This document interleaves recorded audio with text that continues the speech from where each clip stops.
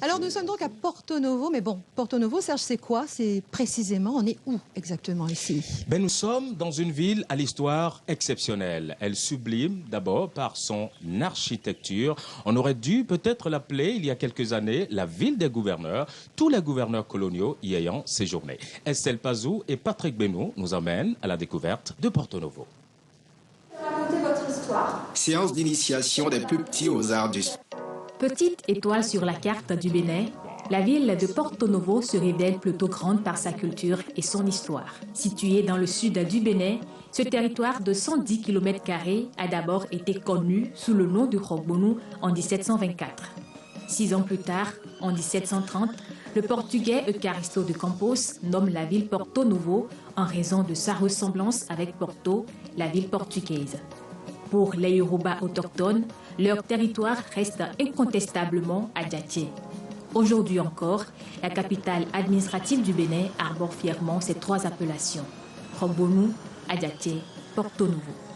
Au-delà de cette diversité de noms, la ville a bien plus à offrir, à commencer par la valse des gouverneurs qui y ont régné à l'époque coloniale.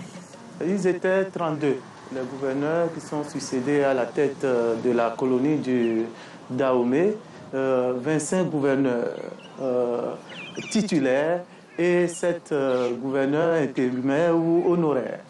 Leur mission, administrer le territoire et l'exploiter au nom de la France.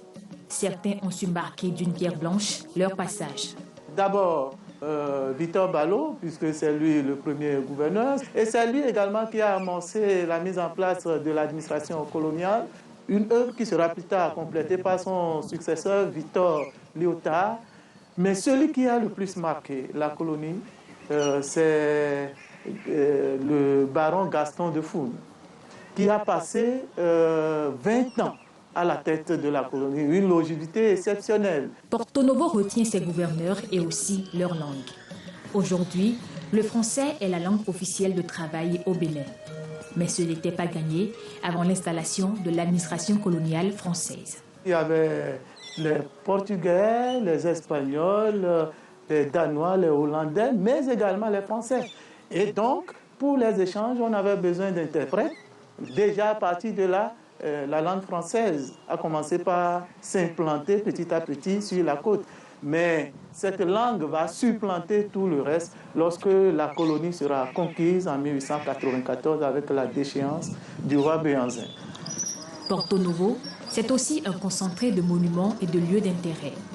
Le palais des gouverneurs devenu Assemblée nationale, le stade Charles de Gaulle, le musée romain, le jardin des plantes et de la nature, la cathédrale Notre-Dame de l'Immaculée Conception, le musée da Silva, la grande mosquée, le lycée Béhanzin et la place Toufa, ex-place Jean Mayol.